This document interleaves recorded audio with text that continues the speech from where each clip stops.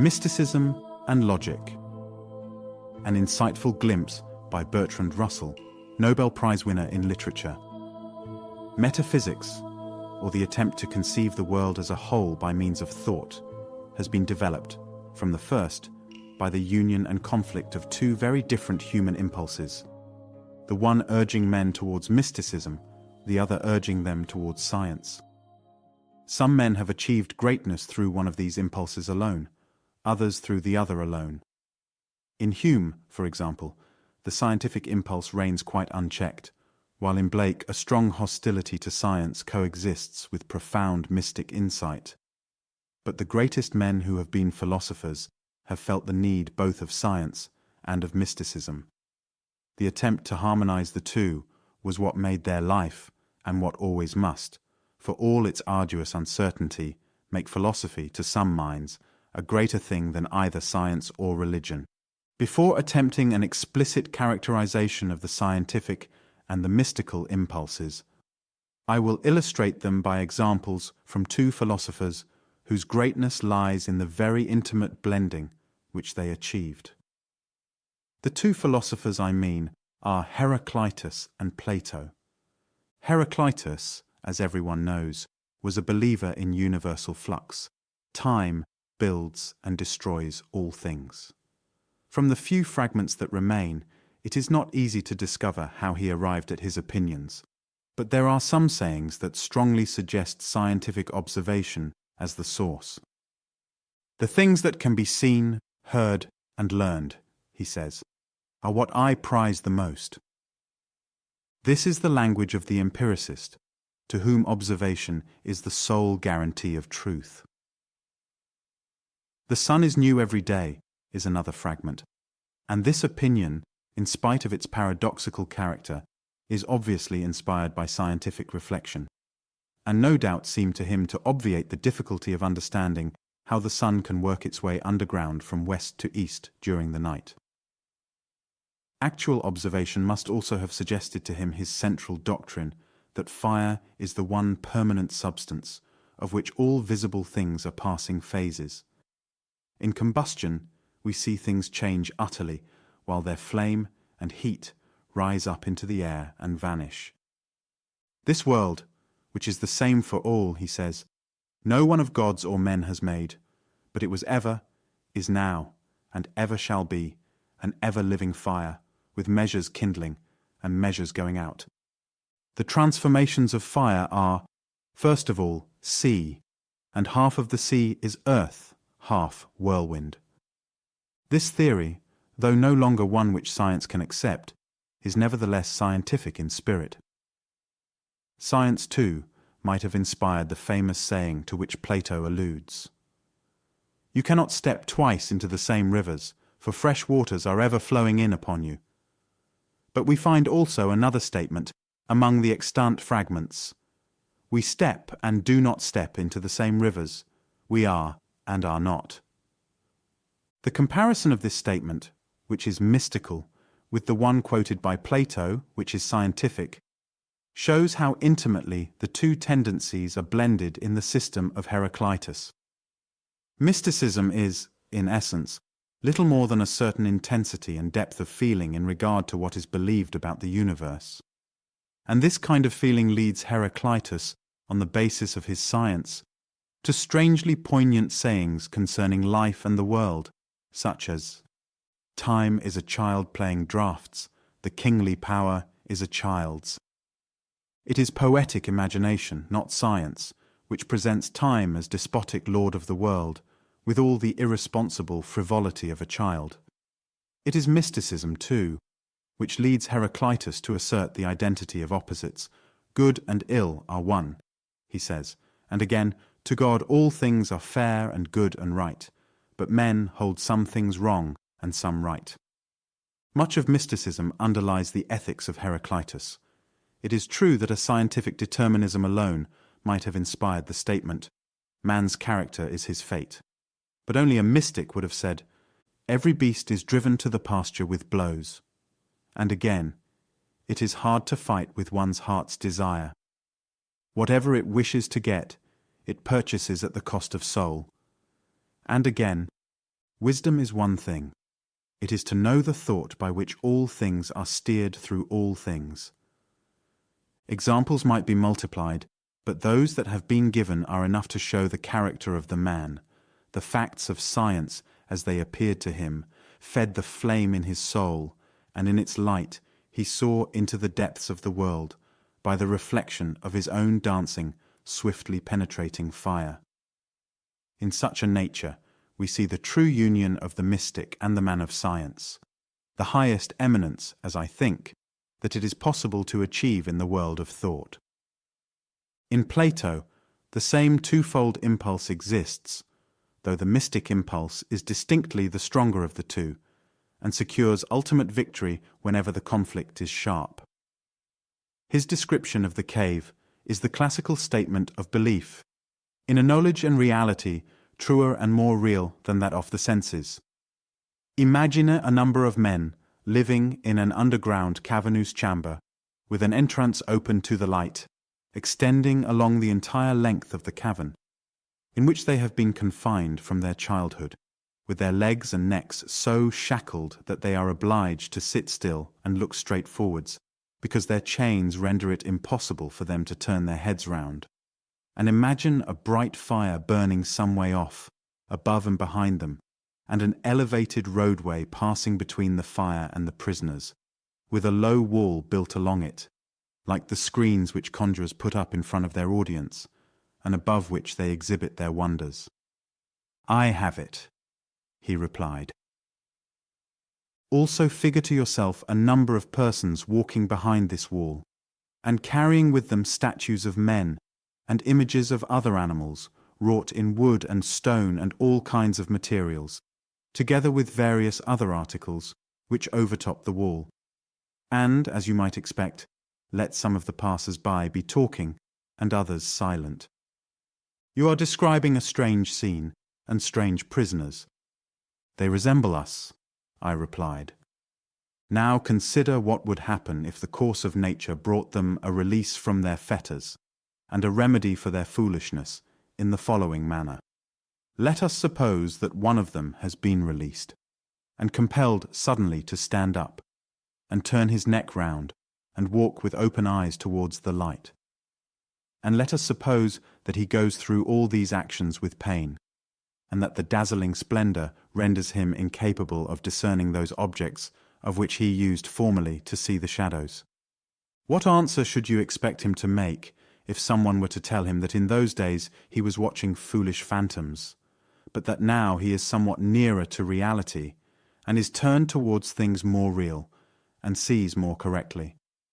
Above all, if he were to point out to him the several objects that are passing by, and question him and compel him to answer what they are, should you not expect him to be puzzled, and to regard his old visions as truer than the objects now forced upon his notice? Yes, much truer. Hence, I suppose, habit will be necessary to enable him to perceive objects in that upper world. At first, he will be most successful in distinguishing shadows. Then he will discern the reflections of men and other things in water, and afterwards the realities. And after this, he will raise his eyes to encounter the light of the moon and stars, finding it less difficult to study the heavenly bodies and the heaven itself by night than the sun and the sun's light by day. Doubtless. Last of all, I imagine, he will be able to observe and contemplate the nature of the sun, not as it appears in water or on alien ground, but as it is in itself, in its own territory. Of course. His next step will be to draw the conclusion that the sun is the author of the seasons and the years, and the guardian of all things in the visible world, and in a manner the cause of all those things which he and his companions used to see. Obviously, this will be his next step. Now this imaginary case, my dear Glanken, you must apply in all its parts to our former statements, by comparing the region which the eye reveals to the prison house, and the light of the fire therein to the power of the sun.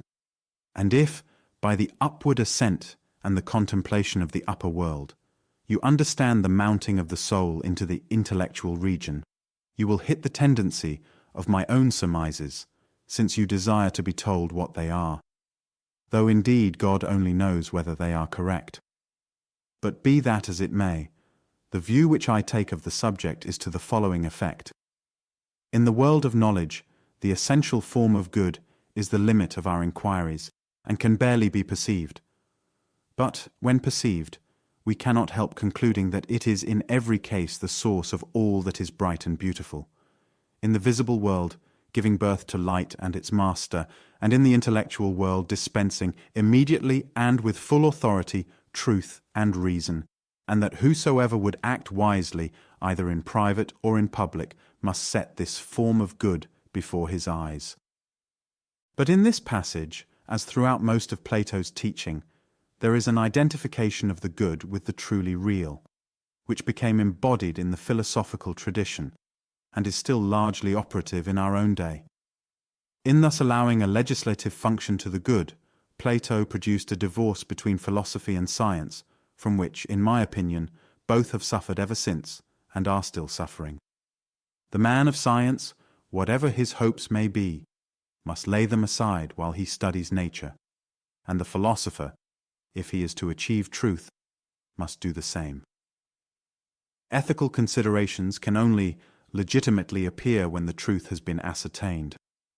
They can, and should appear, as determining our feeling towards the truth, and our manner of ordering our lives in view of the truth, but not as themselves dictating what the truth is to be. There are passages in Plato, among those which illustrate the scientific side of his mind, where he seems clearly aware of this. The most noteworthy is the one in which Socrates, as a young man, is explaining the theory of ideas to Parmenides. After Socrates has explained that there is an idea of the good, but not of such things as hair and mud and dirt, Parmenides advises him not to despise even the meanest things. And this advice shows the genuine scientific temper. It is with this impartial temper that the mystic's apparent insight into a higher reality and a hidden good has to be combined if philosophy is to realize its greatest possibilities. And it is failure, in this respect, that has made so much of idealistic philosophy thin, lifeless, and insubstantial. It is only in marriage with the world that our ideals can bear fruit. Divorced from it, they remain barren. But marriage with the world is not to be achieved by an ideal which shrinks from fact, or demands in advance that the world shall conform to its desires.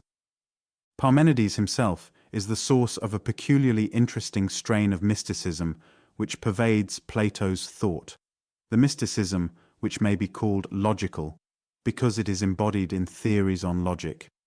This form of mysticism, which appears, so far as the West is concerned, to have originated with Parmenides, dominates the reasonings of all the great mystical metaphysicians, from his day to that of Hegel and his modern disciples. Reality, he says, is uncreated, indestructible, unchanging, indivisible. It is immovable in the bonds of mighty chains, without beginning and without end, since coming into being and passing away have been driven afar, and true belief has cast them away. The fundamental principle of his inquiry is stated in a sentence which would not be out of place in Hegel. Thou canst not know what is not, that is impossible, nor utter it, for it is the same thing that can be thought and that can be. And again, it needs must be that what can be thought and spoken of is, for it is possible for it to be, and it is not possible for what is nothing to be. The impossibility of change follows from this principle, for what is past can be spoken of, and therefore, by the principle, still is. Mystical philosophy, in all ages and in all parts of the world, is characterized by certain beliefs, which are illustrated by the doctrines we have been considering. There is first the belief in insight as against discursive analytic knowledge. The belief in a way of wisdom, sudden, penetrating, coercive, which is contrasted with the slow and fallible study of outward appearance by a science relying wholly upon the senses. All who are capable of absorption in an inward passion must have experienced at times the strange feeling of unreality in common objects, the loss of contact with daily things, in which the solidity of the outer world is lost, and the soul seems, in utter loneliness, to bring forth, out of its own depths, the mad dance of fantastic phantoms which have hitherto appeared as independently real and living. This is the negative side of the mystic's initiation, the doubt concerning common knowledge, preparing the way for the reception of what seems a higher wisdom. Many men to whom this negative experience is familiar do not pass beyond it. But for the mystic, it is merely the gateway to an ampler world. The mystic insight begins with the sense of a mystery unveiled, of a hidden wisdom now suddenly becomes certain beyond the possibility of a doubt. The sense of certainty and revelation comes earlier than any definite belief. The definite beliefs at which mystics arrive are the result of reflection upon the inarticulate experience gained in the moment of insight. Often beliefs which have no real connection with this moment become subsequently attracted into the central nucleus. Thus, in addition to the convictions which all mystics share, we find in many of them other convictions of a more local and temporary character, which no doubt become amalgamated with what was essentially mystical in virtue of their subjective certainty. We may ignore such inessential accretions and confine ourselves to the beliefs which all mystics share. The first and most direct outcome of the moment of illumination is belief in the possibility of a way of knowledge which may be called revelation or insight or intuition, as contrasted with sense, reason, and analysis, which are regarded as blind guides leading to the morass of illusion. Closely connected with this belief is the conception of a reality behind the world of appearance and utterly different from it. This reality is regarded with an admiration often amounting to worship. It is felt to be always and everywhere, close at hand, thinly veiled by the shows of sense, ready, for the receptive mind, to shine in its glory even through the apparent folly and wickedness of man. The poet, the artist, and the lover are seekers after that glory. The haunting beauty that they pursue is the faint reflection of its sun. But the mystic lives in the full light of the vision. What others dimly seek he knows, with a knowledge beside which all other knowledge is ignorance. The second characteristic of mysticism is its belief in unity, and its refusal to admit opposition or division anywhere. We found Heraclitus saying, "Good and ill are one," and again he says, "The way up and the way down is one and the same." The same attitude appears in the simultaneous assertion of contradictory propositions, such as, "We step and do not step into the same rivers. We are and are not." The assertion of Parmenides, that reality is one and indivisible, comes from the same impulse towards unity. In Plato, this impulse is less prominent, being held in check by his theory of ideas, but it reappears, so far as his logic permits, in the doctrine of the primacy of the good. A third mark of almost all mystical metaphysics is the denial of the reality of time. This is an outcome of the denial of division. If all is one, the distinction of past and future must be illusory. We have seen this doctrine prominent in Parmenides, and among moderns it is fundamental in the systems of Spinoza and Hegel. The last of the doctrines of mysticism which we have to consider is its belief that all evil is mere appearance, an illusion produced by the divisions and oppositions of the analytic intellect. Mysticism does not maintain that such things as cruelty, for example, are good, but it denies that they are real. They belong to that lower world of phantoms from which we are to be liberated by the insight of the vision. Sometimes, for example in Hegel, and at least verbally in Spinoza, not only evil, but good also, is regarded as illusory, though nevertheless the emotional attitude towards what is held to be reality is such as would naturally be associated with the belief that reality is good. What is, in all cases, ethically characteristic of mysticism is absence of indignation or protest, acceptance with joy, disbelief in the ultimate truth of the division into two hostile camps, the good and the bad. This attitude is a direct outcome of the nature of the mystical experience. With its sense of unity is associated a feeling of infinite peace. Indeed, it may be suspected that the feeling of peace produces, as feelings do in dreams, the whole system of associated beliefs which make up the body of mystic doctrine. But this is a difficult question, and one on which it cannot be hoped that mankind will reach agreement. Four questions thus arise in considering the truth or falsehood of mysticism, namely, I. Are there two ways of knowing, which may be called respectively reason and intuition? And if so, is either to be preferred to the other? 2. Is all plurality and division illusory? 3. Is time unreal? If, what kind of reality belongs to good and evil? On all four of these questions, while fully developed mysticism seems to me mistaken, I yet believe that, by sufficient restraint, there is an element of wisdom to be learned from the mystical way of feeling, which does not seem to be attainable in any other manner. If this is the truth, mysticism is to be commended as an attitude towards life, not as a creed about the world. The metaphysical creed, I shall maintain, is a mistaken outcome of the emotion, although this emotion, as colouring and informing all other thoughts and feelings, is the inspirer of whatever is best in man.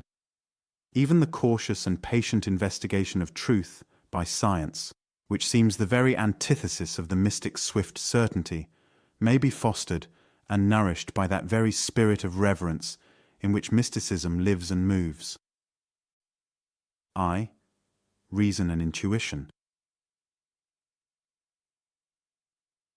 Of the reality or unreality of the mystic's world, I know nothing. I have no wish to deny it, nor even to declare that the insight which reveals it is not a genuine insight. What I do wish to maintain, and it is here that the scientific attitude becomes imperative, is that insight, untested and unsupported, is an insufficient guarantee of truth, in spite of the fact that much of the most important truth is first suggested by its means. It is common to speak of an opposition between instinct and reason. In the 18th century, the opposition was drawn in favour of reason, but under the influence of Rousseau and the Romantic movement, instinct was given the preference, first by those who rebelled against artificial forms of government and thought, and then, as the purely rationalistic defence of traditional theology became increasingly difficult, by all who felt in science a menace to creeds, which they associated with a spiritual outlook on life and the world. Bergson, under the name of intuition, has raised instinct to the position of sole arbiter of metaphysical truth.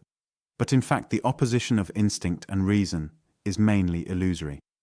Instinct, intuition, or insight is what first leads to the beliefs, which subsequent reason confirms or confutes.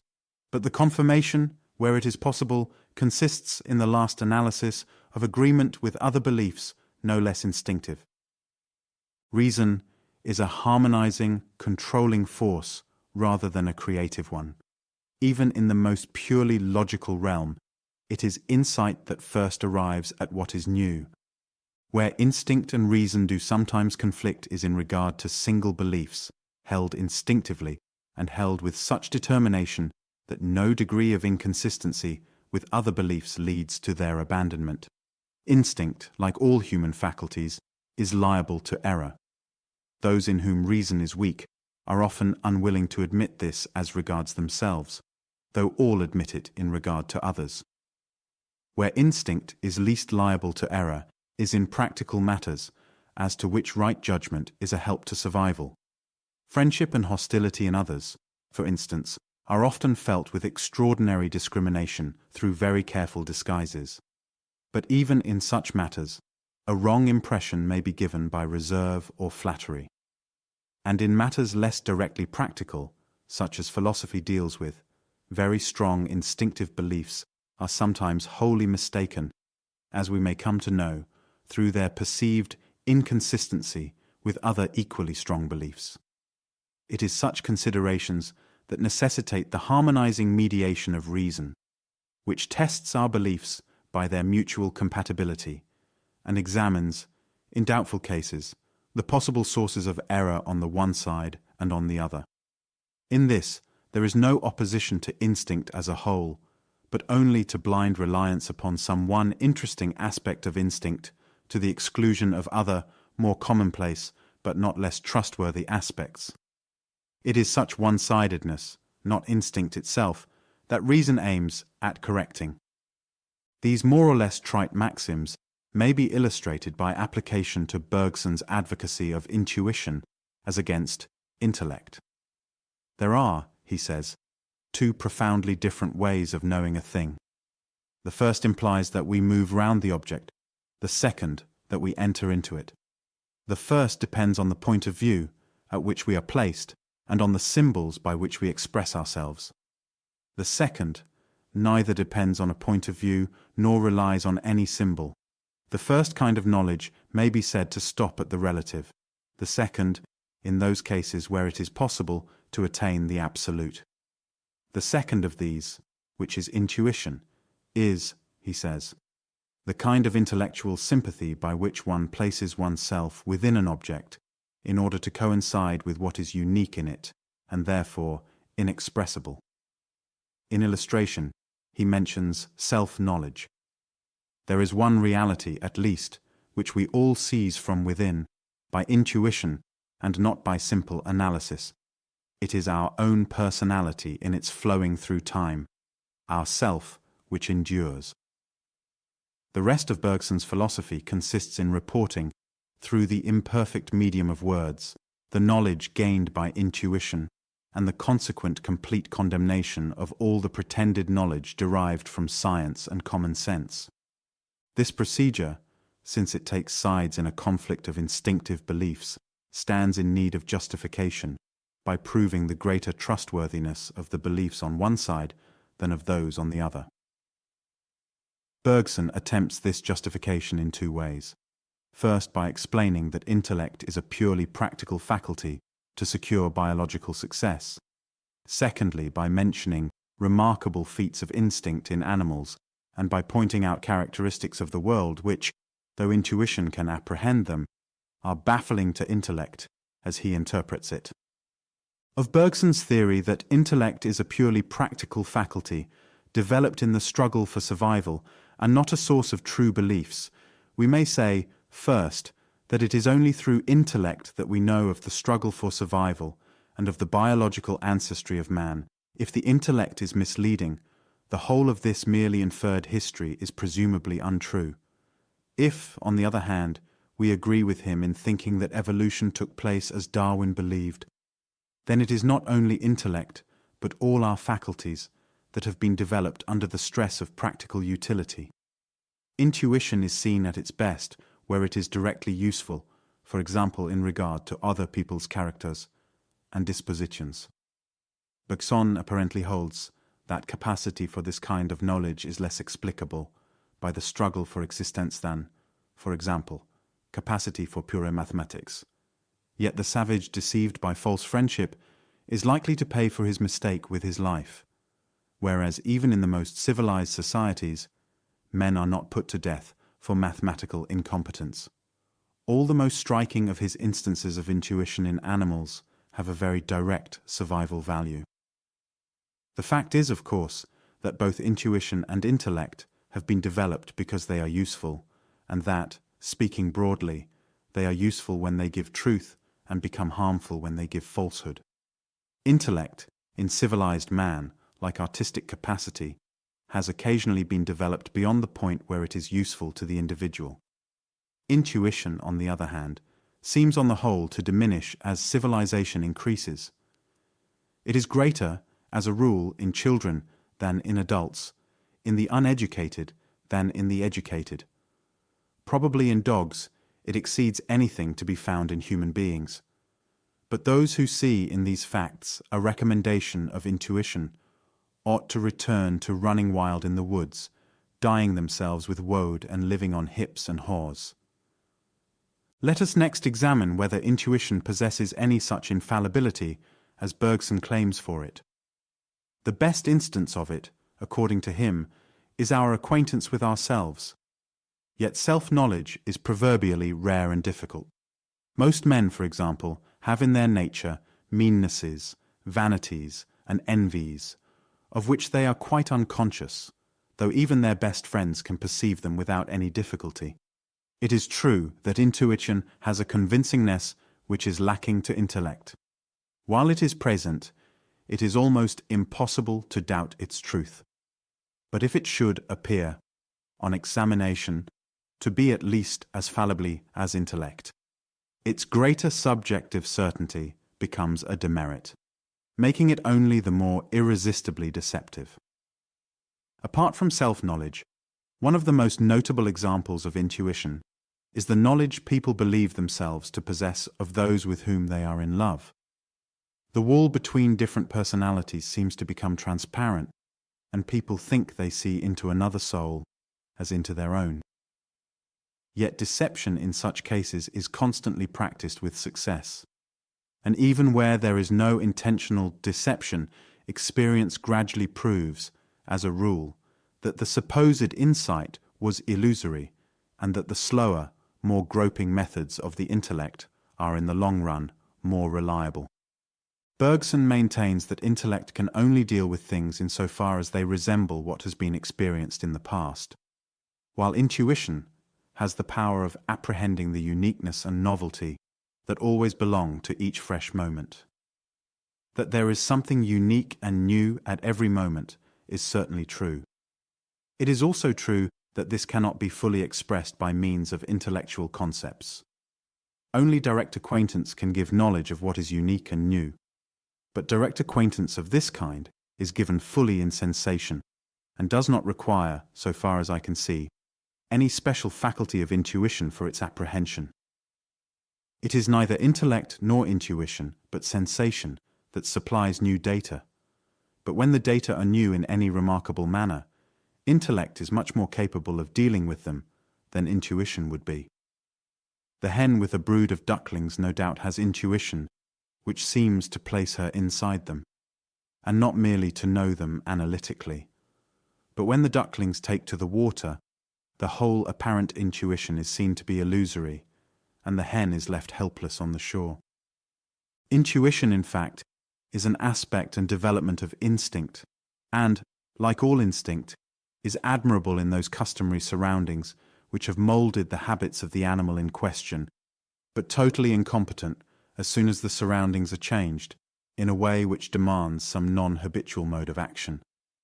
The theoretical understanding of the world, which is the aim of philosophy, is not a matter of great practical importance to animals, or to savages, or even to most civilized men. It is hardly to be supposed, therefore, that the rapid, rough and ready methods of instinct or intuition will find in this field a favorable ground for their application.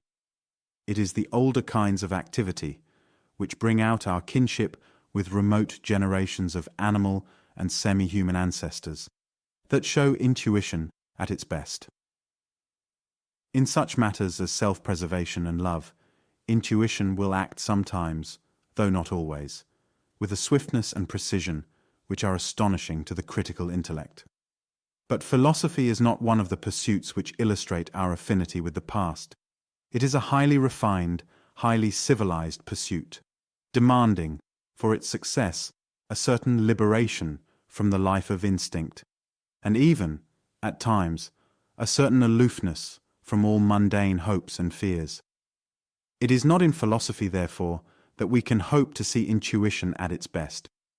On the contrary, since the true objects of philosophy, and the habit of thought demanded for their apprehension, are strange, unusual, and remote. It is here, more almost than anywhere else, that intellect proves superior to intuition, and that quick, unanalyzed convictions are least deserving of uncritical acceptance. In advocating the scientific restraint and balance, as against the self-assertion of a confident reliance upon intuition, we are only urging, in the sphere of knowledge, that largeness of contemplation that impersonal disinterestedness, and that freedom from practical preoccupations which have been inculcated by all the great religions of the world. Thus our conclusion, however it may conflict with the explicit beliefs of many mystics, is, in essence, not contrary to the spirit which inspires those beliefs, but rather the outcome of this very spirit as applied in the realm of thought. Unity and plurality. One of the most convincing aspects of the mystic illumination is the apparent revelation of the oneness of all things, giving rise to pantheism in religion and to monism in philosophy. An elaborate logic, beginning with Parmenides and culminating in Hegel and his followers, has been gradually developed to prove that the universe is one indivisible whole, and that what seem to be its parts, if considered as substantial and self-existing, are mere illusion. The conception of a reality quite other than the world of appearance, a reality one, indivisible and unchanging, was introduced into Western philosophy by Parmenides, not, nominally at least, for mystical or religious reasons, but on the basis of a logical argument as to the impossibility of not being, and most subsequent metaphysical systems are the outcome of this fundamental idea. The logic used in defense of mysticism seems to be faulty as logic, and open to technical criticisms, which I've explained elsewhere. I shall not here repeat these criticisms, since they are lengthy and difficult, but shall instead attempt an analysis of the state of mind from which mystical logic has arisen. Belief in a reality quite different from what appears to the senses arises with irresistible force in certain moods, which are the source of most mysticism and of most metaphysics. While such a mood is dominant, the need of logic is not felt, and accordingly the more thoroughgoing mystics do not employ logic, but appeal directly to the immediate deliverance of their insight. But such fully developed mysticism is rare in the West. When the intensity of emotional conviction subsides, a man who is in the habit of reasoning will search for logical grounds in favor of the belief which he finds in himself, but since the belief already exists, he will be very hospitable to any ground that suggests itself. The paradoxes apparently proved by his logic are really the paradoxes of mysticism, and are the goal which he feels his logic must reach if it is to be in accordance with insight. The resulting logic has rendered most philosophers incapable of giving any account of the world of science and daily life. If they had been anxious to give such an account, they would probably have discovered the errors of their logic. But most of them were less anxious to understand the world of science and daily life than to convict it of unreality in the interests of a supersensible, real world. It is in this way that logic has been pursued by those of the great philosophers who were mystics. But since they usually took for granted the supposed insight of the mystic emotion, their logical doctrines were presented with a certain dryness, and were believed by their disciples to be quite independent of the sudden illumination from which they sprang. Nevertheless, their origin clung to them, and they remained, to borrow a useful word from Mr. Santayana, malicious in regard to the world of science and common sense. It is only so that we can account for the complacency with which philosophers have accepted the inconsistency of their doctrines with all the common and scientific facts which seem best established and most worthy of belief. The logic of mysticism shows, as is natural, the defects which are inherent in anything malicious.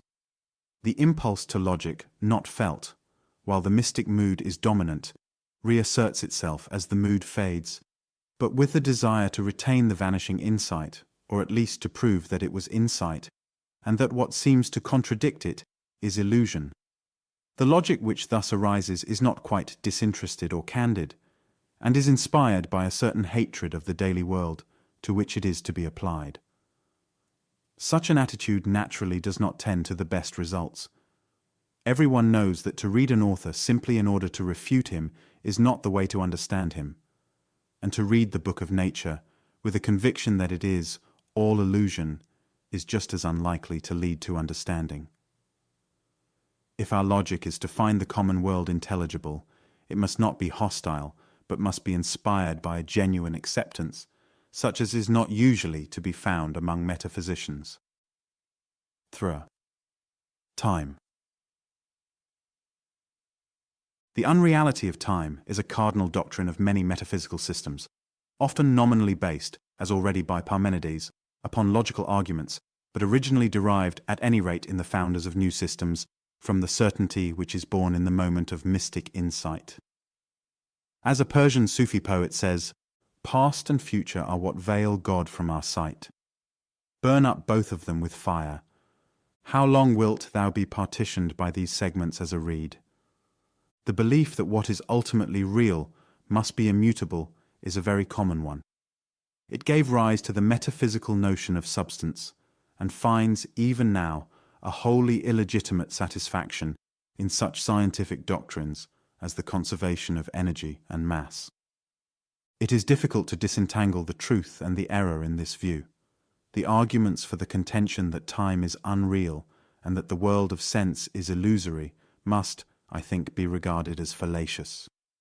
Nevertheless, there is some sense, easier to feel than to state, in which time is an unimportant and superficial characteristic of reality. Past and future must be acknowledged to be as real as the present, and a certain emancipation from slavery to time is essential to philosophic thought. The importance of time is rather practical than theoretical, rather in relation to our desires than in relation to truth. A truer image of the world, I think, is obtained by picturing things as entering into the stream of time from an eternal world outside, than from a view which regards time as the devouring tyrant of all that is. Both in thought and in feeling, even though time be real, to realize the unimportance of time is the gate of wisdom.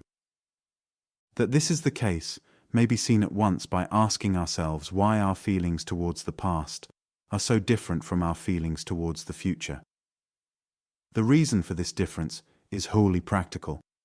Our wishes can affect the future, but not the past. The future is to some extent subject to our power, while the past is unalterably fixed. But every future will someday be past. If we see the past truly now, it must, when it was still future, have been just what we now see it to be, and what is now future must be just what we shall see it to be when it has become past. The felt difference of quality between past and future, therefore, is not an intrinsic difference, but only a difference in relation to us. To impartial contemplation, it ceases to exist.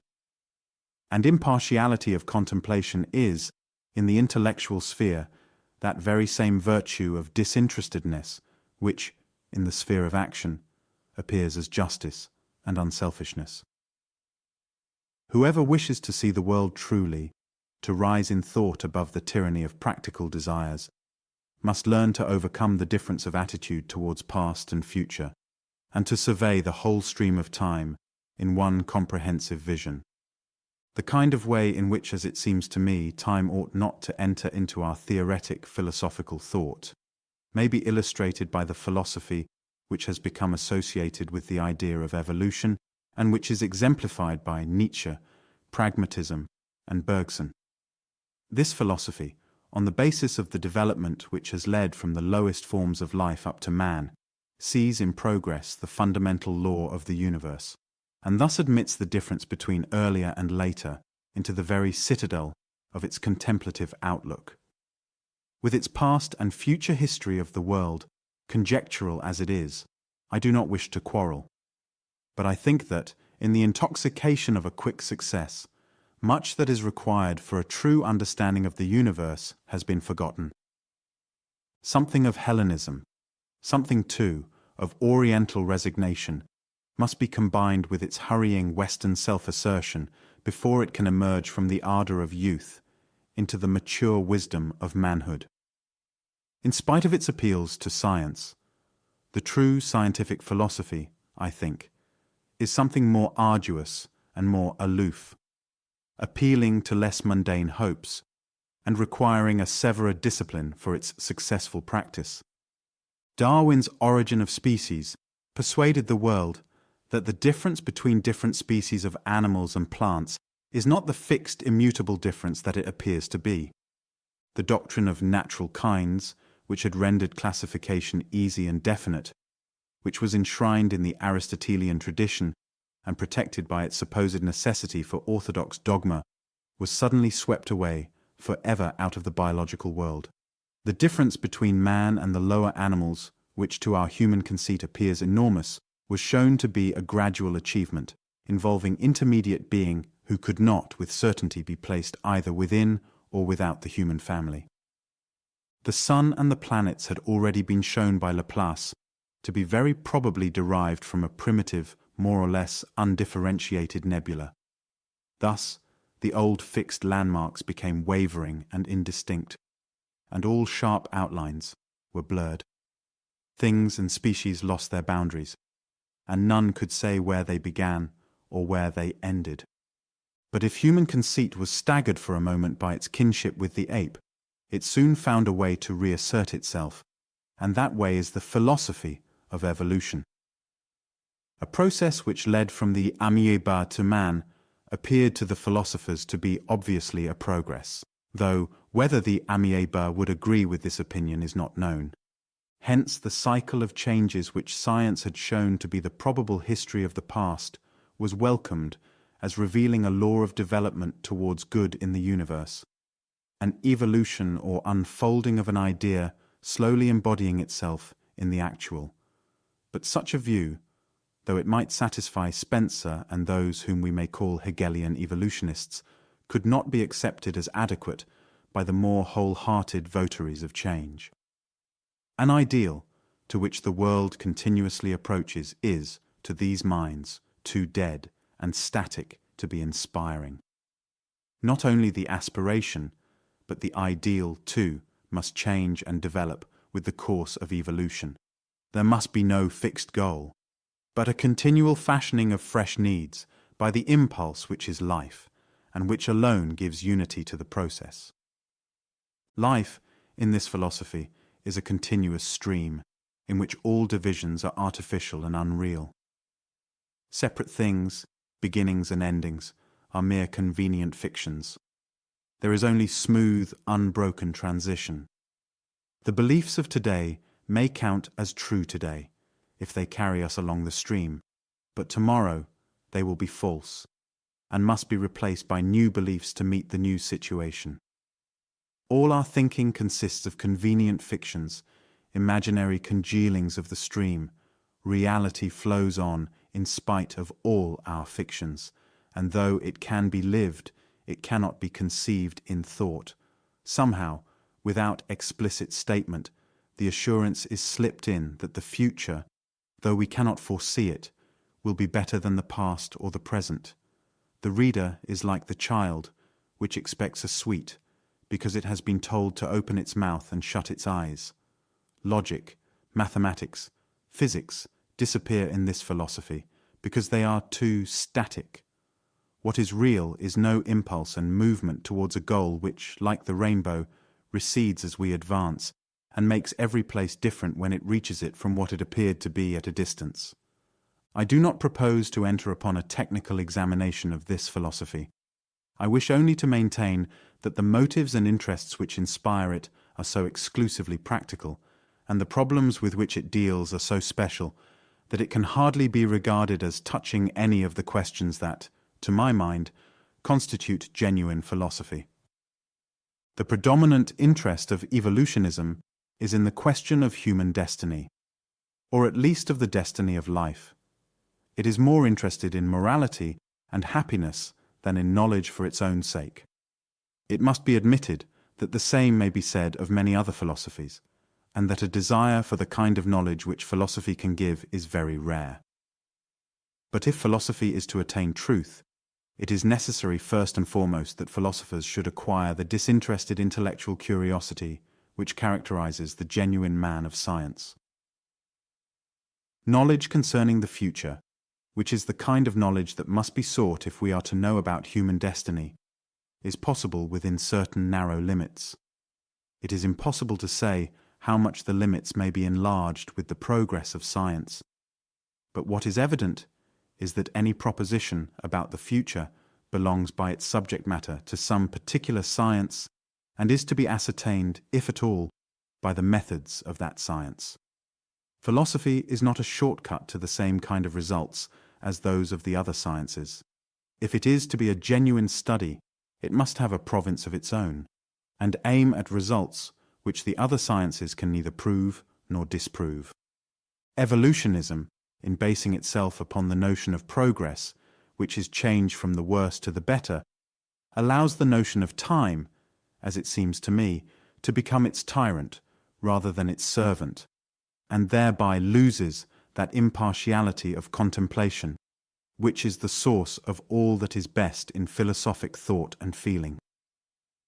Metaphysicians, as we saw, have frequently denied altogether the reality of time. I do not wish to do this. I wish only to preserve the mental outlook which inspired the denial, the attitude which, in thought, regards the past as having the same reality as the present and the same importance as the future. In so far, says Spinoza, as the mind conceives a thing according to the dictate of reason, it will be equally affected whether the idea is that of a future, past, or present thing. It is this, conceiving according to the dictate of reason, that I find lacking in the philosophy which is based on evolution. Fifth, good and evil. Mysticism maintains that all evil is illusory, and sometimes maintains the same view as regards good, but more often holds that all reality is good. Both views are to be found in Heraclitus. Good and ill are one, he says. But again, to God all things are fair and good and right, but men hold some things wrong and some right. A similar twofold position is to be found in Spinoza, but he uses the word perfection when he means to speak of the good that is not merely human. By reality and perfection I mean the same thing, he says, but elsewhere we find the definition. By good I shall mean that which we certainly know to be useful to us. Thus perfection belongs to reality in its own nature, but goodness is relative to ourselves and our needs, and disappears in an impartial survey. Some such distinction, I think, is necessary in order to understand the ethical outlook of mysticism. There is a lower mundane kind of good and evil, which divides the world of appearance into what seem to be conflicting parts. But there is also a higher, mystical kind of good, which belongs to reality and is not opposed by any correlative kind of evil. It is difficult to give a logically tenable account of this position without recognizing that good and evil are subjective, that what is good is merely that towards which we have one kind of feeling, and what is evil is merely that towards which we have another kind of feeling. In our active life, where we have to exercise choice and to prefer this to that of two possible acts, it is necessary to have a distinction of good and evil, or at least of better and worse. But this distinction, like everything pertaining to action, belongs to what mysticism regards as the world of illusion, if only because it is essentially concerned with time. In our contemplative life, where action is not called for, it is possible to be impartial and to overcome the ethical dualism which action requires. So long as we remain merely impartial, we may be content to say that both the good and the evil of action are illusions. But if, as we must do if we have the mystic vision, we find the whole world worthy of love and worship, if we see the earth and every common sight apparelled in celestial light, we shall say that there is a higher good than that of action, and that this higher good belongs to the whole world as it is in reality. In this way, the twofold attitude and the apparent vacillation of mysticism are explained and justified. The possibility of this universal love and joy in all that exists is of supreme importance for the conduct and happiness of life, and gives inestimable value to the mystic emotion, apart from any creeds which may be built upon it. But if we are not to be led into false beliefs, it is necessary to realize exactly what the mystic emotion reveals. It reveals a possibility of human nature, a possibility of a nobler, happier, freer life than any that can be otherwise achieved. But it does not reveal anything about the non-human or about the nature of the universe in general. Good and bad, and even the higher good that mysticism finds everywhere, are the reflections of our own emotions on other things, not part of the substance of things as they are in themselves. And therefore an impartial contemplation, freed from all preoccupation with self, will not judge things good or bad, although it is very easily combined with that feeling of universal love, which leads the mystic to say that the whole world is good.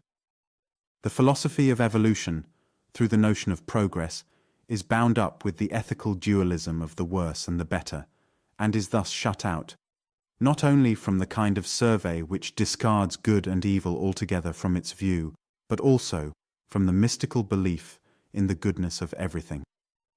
In this way, the distinction of good and evil, like time, becomes a tyrant in this philosophy and introduces into thought the restless selectiveness of action. Good and evil, like time, are, it would seem, not general or fundamental in the world of thought, but late and highly specialized members of the intellectual hierarchy. Although, as we saw, mysticism can be interpreted so as to agree with the view that good and evil are not intellectually fundamental, it must be admitted that here we are no longer in verbal agreement with most of the great philosophers and religious teachers of the past. I believe, however, that the elimination of ethical considerations from philosophy is both scientifically necessary and, though this may seem a paradox, an ethical advance. Both these contentions must be briefly defended. The hope of satisfaction to our more human desires, the hope of demonstrating that the world has this or that desirable ethical characteristic, is not one which, so far as I can see, a scientific philosophy can do anything whatever to satisfy. The difference between a good world and a bad one is a difference in the particular characteristics of the particular things that exist in these worlds. It is not a sufficiently abstract difference to come within the province of philosophy. Love and hate, for example, are ethical opposites, but to philosophy they are closely analogous attitudes towards objects. The general form and structure of those attitudes towards objects which constitute mental phenomena is a problem for philosophy, but the difference between love and hate is not a difference of form or structure, and therefore belongs rather to the special science of psychology than to philosophy. Thus the ethical interests which have often inspired philosophers must remain in the background. Some kind of ethical interest may inspire the whole study, but none must obtrude in the detail or be expected in the special results which are sought. If this view seems at first sight disappointing, we may remind ourselves that a similar change has been found necessary in all the other sciences. The physicist or chemist is not now required to prove the ethical importance of his ions or atoms. The biologist is not expected to prove the utility of the plants or animals which he dissects. In pre-scientific ages, this was not the case.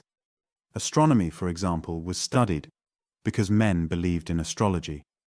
It was thought that the movements of the planets had the most direct and important bearing upon the lives of human beings. Presumably, when this belief decayed and the disinterested study of astronomy began, many who had found astrology absorbingly interesting decided that astronomy had too little human interest to be worthy of study. Physics, as it appears in Plato's Timaeus, for example, is full of ethical notions. It is an essential part of its purpose to show that the earth is worthy of admiration. The modern physicist, on the contrary, though he has no wish to deny that the earth is admirable, is not concerned, as physicist, with its ethical attributes. He is merely concerned to find out facts, not to consider whether they are good or bad. In psychology, the scientific attitude is even more recent and more difficult than in the physical sciences. It is natural to consider that human nature is either good or bad, and to suppose that the difference between good and bad, so all-important in practice, must be important in theory also. It is only during the last century that an ethically neutral psychology has grown up. And here too, ethical neutrality has been essential to scientific success. In philosophy, hitherto, ethical neutrality has been seldom sought and hardly ever achieved. Men have remembered their wishes and have judged philosophies in relation to their wishes.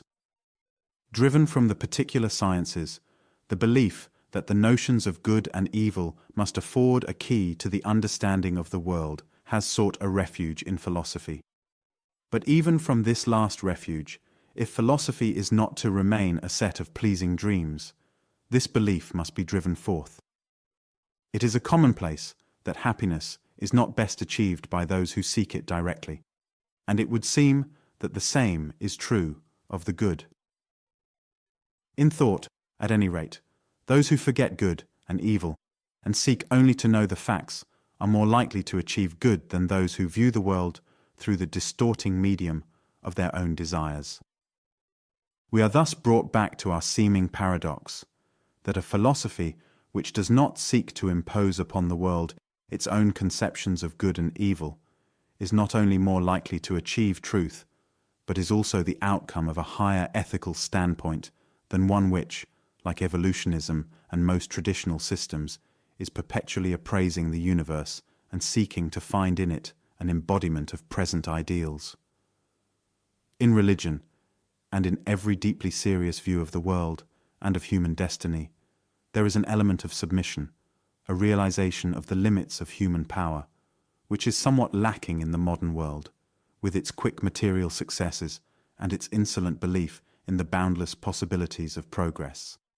He that loveth his life shall lose it, and there is danger lest, through a too confident love of life, life itself should lose much of what gives it its highest worth. The submission which religion inculcates in action is essentially the same in spirit as that which science teaches in thought, and the ethical neutrality by which its victories have been achieved is the outcome of that submission. The good which it concerns us to remember is the good which it lies in our power to create, the good in our own lives and in our attitude towards the world. Insistence on belief in an external realization of the good is a form of self-assertion, which, while it cannot secure the external good which it desires, can seriously impair the inward good which lies within our power, and destroy that reverence towards fact which constitutes both what is valuable in humility and what is fruitful in the scientific temper. Human beings cannot, of course, wholly transcend human nature, something subjective, if only the interest that determines the direction of our attention must remain in all our thought. But scientific philosophy comes nearer to objectivity than any other human pursuit, and gives us, therefore, the closest constant and the most intimate relation with the outer world that it is possible to achieve. To the primitive mind, everything is either friendly or hostile. But experience has shown that friendliness and hostility are not the conceptions by which the world is to be understood. Scientific philosophy thus represents, though as yet only in a nascent condition, a higher form of thought than any pre-scientific belief or imagination, and, like every approach to self-transcendence, it brings with it a rich reward in increase of scope and breadth and comprehension.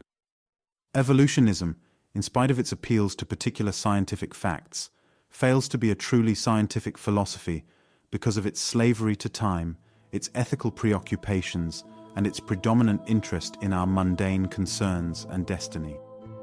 A truly scientific philosophy will be more humble, more piecemeal, more arduous, offering less glitter of outward mirage to flatter fallacious hopes, but more indifferent to fate, and more capable of accepting the world without the tyrannous imposition of our human and temporary demands.